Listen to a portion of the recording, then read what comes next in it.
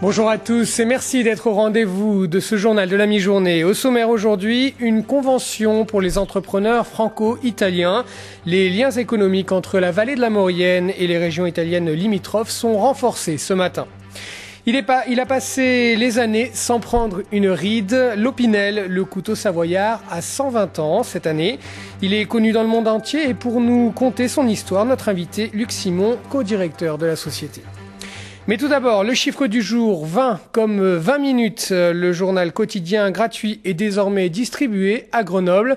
Habitué plutôt aux très grandes villes, le voici dans les Alpes avec des pages locales. Il est distribué aux descentes des bus et des tramways. Et puis, toujours question presse, l'Expansion sort aussi un numéro spécial Grenoble qui a le pouvoir dans la capitale des Alpes. Le mensuel économique Nouvelle Formule a mené l'enquête dans les milieux politiques, économiques, culturels et scientifiques grenoblois. À lire donc.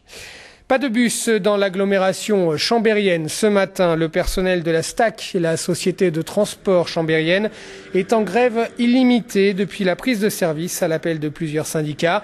Les revendications du personnel, des augmentations de salaire et de meilleures conditions de travail.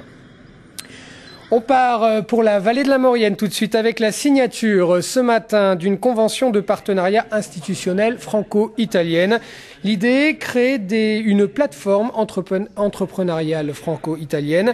La Maurienne est depuis toujours une vallée d'échange européen grâce à sa voie de liaison passant par le tunnel du Fréjus. Alors ce matin, 41 structures institutionnelles françaises et italiennes ont apposé leur signature.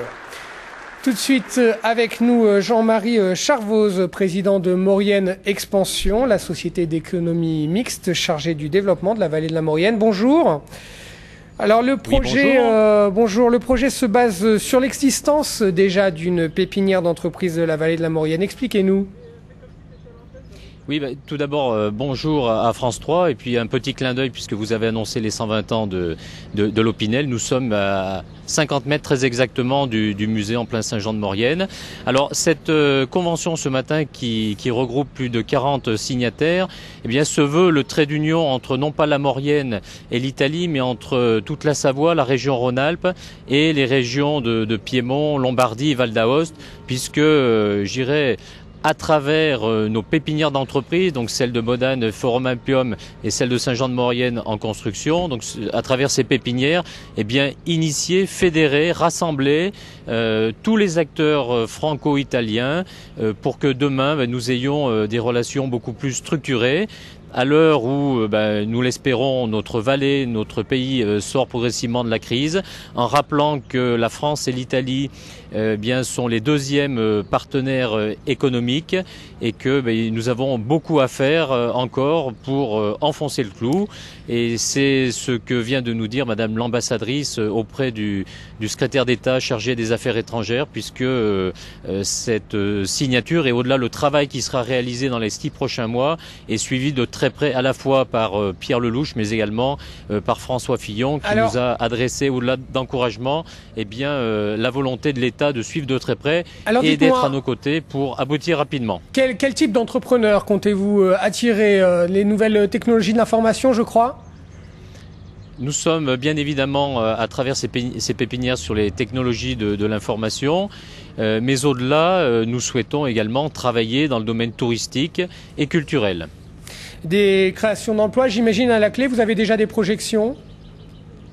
Alors nous avons quelques contacts avec des entreprises, mais je crois que lorsqu'on travaille sur les pépinières, il ne faut pas simplement se dire on propose une offre et on va essayer tout bonnement de remplir. Je crois que c'est un mouvement de fond aujourd'hui que nous sommes en train de lancer entre la Maurienne, entre la France et l'Italie, et je dirais la qualité des signataires et l'ensemble des partenaires qui sont présents aujourd'hui nous laisse espérer de beaux jours.